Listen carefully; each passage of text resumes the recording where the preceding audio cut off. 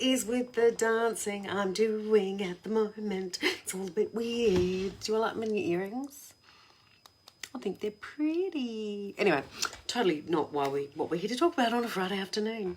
Happy Friday, yay! Today I want to talk about a topic that's quite dear to my heart because, as you can see from my bookshelf, I love to read.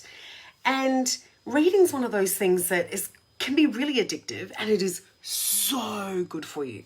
Whether you're reading vampire fiction or self-help or health books or romance novels or crime fiction, reading takes us to another place. It makes us feel more things. It makes us learn more things. It's the best. The best. My mother taught me from a really young age. We're a family of avid readers. And she taught me from a very young age that if you love to read, you will never be bored. If you love to read, you will always have something to do. If you love to read, you will always be able to find an answer to something. If you love to read, you'll always be able to use your imagination. If you love to read, there's just unlimited possibilities for so many things in life if you nurture that habit. And it's really important with kids. And sadly, a lot of kids don't pick up those great habits. Some of them pick it up later in life, but it's so important. When Elodie was little and I would read to her, she'd make me do all these funny accents. And then if I was rereading a book at some point and I did a different accent, oh my golly gosh, did I get in trouble. That's not the accent, Mummy. Anyway, so I had to try and remember, apart from remembering the books, I had to remember the accents I did for all the different characters. So there's this great quote I wanted to share with you from Ralph Waldo Emerson, which says, "I cannot remember the books I've read any more than the meals I've eaten. Even so, they have made me." Like, brilliant, perfect, beautiful. So I wanted to share with you my top tips. Sorry, wobbly. My top tips on how to remember what you read, because there's a whole lot. You can learn how to speed read and things like that. And I'm a bit of a say there's a line with 5 or 6 words, I might skip a couple of those filler words as I read, but I wouldn't call myself a speed reader as such. But over the years, I've gone through phases of reading books, and literally 5 minutes later, I couldn't have even told you if it was fiction or non-fiction. It was like, in one eye, out the other, bing, gone. But I have gotten better at remembering what I read, in particular non-fiction stuff. So I wanted to share with you what I do and how to do it better. And I just thought of one more thing, so I'm making a little note there to remind myself to say one more thing. Okay, so there's different types of readers for starters. There's active readers and there's passive readers. Just like you can take active action and passive action. I know, sounds random, I know, but trust me.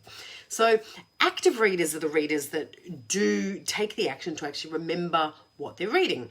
Passive readers are just doing it as like a time filler kind of thing. They just read it, and as I said before, in one eye, out the other, gone. Very little retention of what they're actually reading. Sometimes you want to be a passive reader. Say you're lying on a beach with a margarita. You might not want to be an active reader. You might want to just passively soak it up and let it all go as you jump into the surf. And that's okay. But if you want to be an active reader, these are my top 10 tips on how to remember what you're reading. So for starters, know your why. Like if you've picked up a book, for example, on, let me just pick a book here, Butterfly on a Pin, okay? So it's the Alana Hill biography. So why do I want to read that? Well, I want to hear about her life. I want to hear about how she grew her business. I want to hear about how it went a bit pear-shaped when she sold it. I want to hear about how she managed to be a fiercely feminine woman in the world of fashion. So I've just randomly picked a couple there.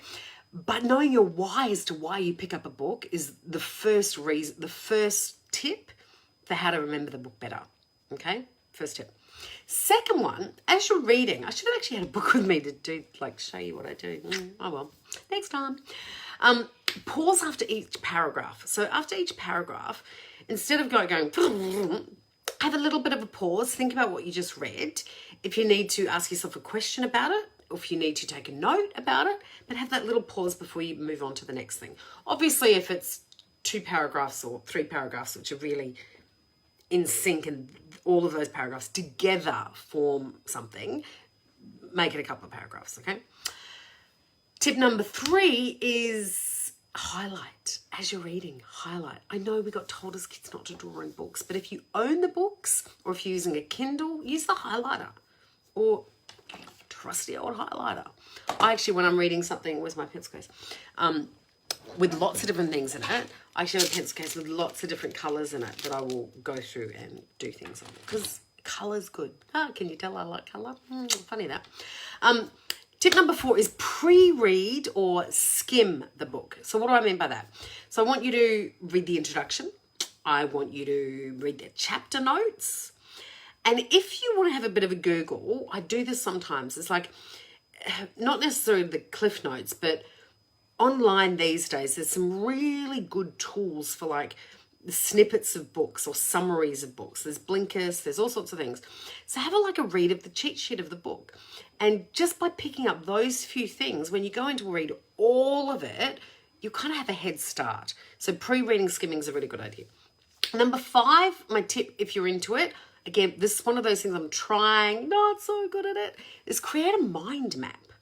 Either as you go or at the end of the book, but create a mind map on the book. It can be really, really powerful if that's how your mind works, okay? Number 6, you know how I said pause after each paragraph? I want you to pause after each chapter and do the same thing. Think about it. Question what you've read. If there's any exercises they want you to do the exercises. Then don't say, I'll do all the exercises when I get to the end of the book, because you and I both know you won't. You never do. Do the exercises then and there, okay? And take notes. End of every chapter. Got to do it. Number 7, think in pictures. So if something's happening in the book and say it's a financial money-saving thing, random, come up with a picture of how that works in your life, okay? Come up with a picture of how that works just in general. Come up with a picture of it working for somebody else. But create that visual kind of aspect will help a message sink in. Number 8 is link it, okay? So you want to link a thought to something you already know, something you already do, maybe a memory you've got. But it's like word association. You know those tricks or those pictures where they go, fish, tuna. You know, like a word in the first word that comes to mind. You want to link things you read to stuff so it automatically pops up in your mind for you to do it. Tip number 9 is to stay focused on the book. So set yourself time, especially again, I'm really in general talking about non-fiction here. Make sure you're reading at a time where your brain is at optimal, because I speak good English, optimal functionality. So for me, that's the morning. Morning is my best time to read non-fiction stuff. So you want to stay focused. You want to be in a space where you're not going to be disturbed, or you want to be in a space that invigorates you, like reading by the water or the beach or at a park, okay? You also want to not read when you're tired. Don't read when you're tired. Don't try and read when you're busy. Don't try and read when your phone's not on Do Not Disturb and there's 500 calendar notifications, okay? You need that space. It's a bit like meditation. You need like a reading blanket to come down on your head so you can do it without drama, okay? Number 10 tip for remembering what you read is teach it. Yes. Now, that doesn't mean you have to become a speaker and teach people about the 10 books you've just read. That doesn't mean you have to do 365 days of Facebook Lives teaching people what things that you've read. It may mean you just have a conversation with someone and you tell them a little bit about it, or you teach them one itty bitty little thing that you learned that you think might be beneficial to them.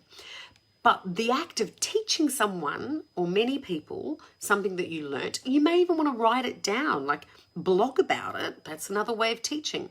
But doing that will cement the book into your mind so much better, okay? Now, my bonus tip Yeah, tip number 11, because I think you need it.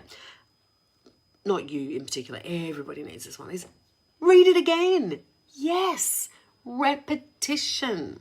When, as a singer, when I'm learning a song, sing it over and over and over again. Go through the lines over and over. Go through the notes over and over. When I'm doing a keynote, over and over and over again. When am I going to get them to put up their hands? When am I going to get interaction? What side of the stage am I on? Repetition, repetition, repetition, repetition. Who's doing the push-up challenge? Repetition, repetition, repetition, repetition. Repetition works. So if you want to remember a book better, read it again or listen to it, okay? And then that information will come into you in another way. So there's many people that have a paperback or a hardback book, then they've got it on the same one on Kindle and the same one on Audible. And it's the different modalities that helps it sink in, okay? Really, really, really important. So there you go. They are my 10 tips for remembering what you read. So go read something exciting on the weekend. You know what they say, the world's most extraordinarily successful people are readers. And they are active readers, not passive readers. So have a great night and I will see you all tomorrow. Bye. Mwah.